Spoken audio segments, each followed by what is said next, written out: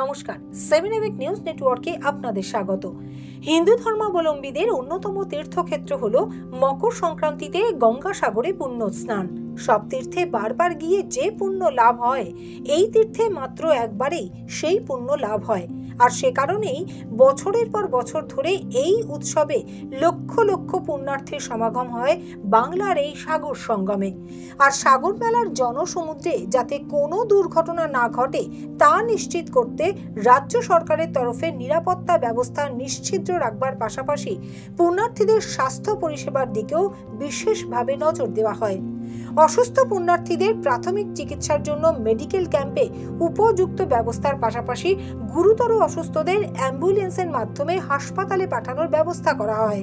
আর হাসপাতালে প্রাথমিক চিকিৎসার পর অবস্থার অবনতি হলে রোগীকে পাঠিয়ে দেওয়া হয় হেলিপ্যাডে, যেখান থেকে এয়ার অ্যাম্বুলেন্সে করে নিয়ে যাওয়া হয় কলকাতার সরকারি হাসপাতালে।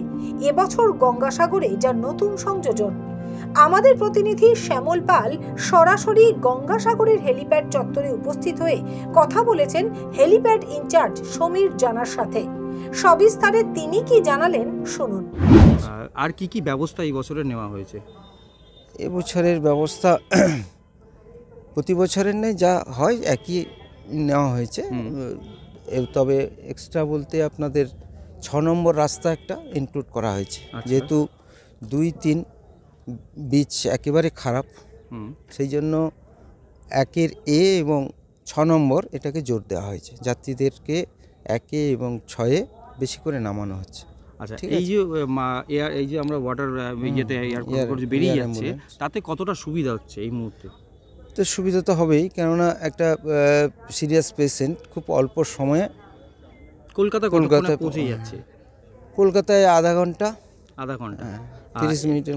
টোটাল কতগুলো এখানে সার্ভিস এই মুহূর্তে গঙ্গাসাগর মেলার জন্য করা দেখা হয়েছে? টোটাল একটাই অ্যাম্বুলেন্স আচ্ছা আছে, আসছে এবং সঙ্গে সঙ্গে চলে যাচ্ছে। আর 7 জন যে এই মুহূর্তে আজকে এখনো পর্যন্ত মানে যে পেশেন্টটা আসছে তাকে নিয়ে যদি 7 জন হয়, তারা কি সুস্থ সবাই এই মুহূর্তে? মানে প্রত্যেকেই এই মুহূর্তেই সুস্থ আছে। প্রত্যেকেই সুস্থ। আর প্রত্যেক বছরই আমরা দেখি এই জায়গায় যে একটা ব্যবস্থা সরকারের তরফ থেকে যে এত কড়া ব্যবস্থা থাকে, কড়া নজরদারি থাকে, পাশাপাশি এই যে সুবিধা ব্যবস্থাটা রাখা হয়েছে, মানুষজন যারা পুণ্যার্থীরা আসছেন তারাও তো খুশি এই ব্যাপারে। হ্যাঁ, এই ব্যাপারে তো নিশ্চয়ই খুশি। আগে বিগত দিনের হেলিকপ্টারের সার্ভিস যেটা ছিল সেটা তো এয়ার অ্যাম্বুলেন্স ছিল না, এখন এয়ার অ্যাম্বুলেন্স হয়েছে। পিলগ্রিমসের সুবিধা হয়েছে। সিরিয়াস পেশেন্ট যারা যেসব পিলগ্রিম আসছেন তারা তো নিশ্চিত হচ্ছেন যে খুব অসুস্থ সিরিয়াস হলেই আমি চলে যেতে পারবো নিরাপদ।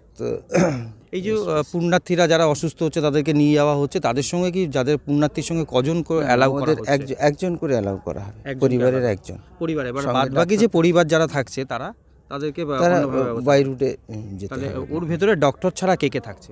ডক্টর, পেশেন্ট আর ওনার ফ্যামিলির একজন। আচ্ছা, 3 জন। আগামী এই যে 2023 মানে 2023-এ গঙ্গাসাগর মেলা হয়েছে এবং 2024-এ যে চলছে, কড়া নিরাপত্তা দেখা যাচ্ছে মানে চতুর্দিকে রয়েছে, সেই জায়গায় দাঁড়িয়ে পুণ্যার্থীদের চাপটা কীরকম আসছে? পুণ্যার্থীর চাপ আছে, আসছে, এবং যেহেতু যাতায়াত ব্যবস্থা খুবই সুন্দর আছে সেই জন্য ওনারা নিরাপদে আসছেন এবং নিরাপদেই।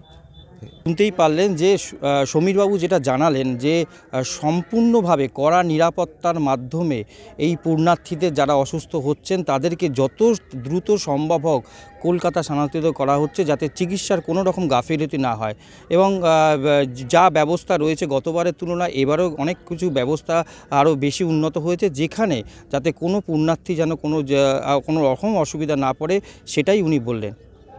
ক্যামেরায় 7 নিউজ থেকে শ্যামল পালের রিপোর্ট, গঙ্গাসাগর। জয় হিন্দ।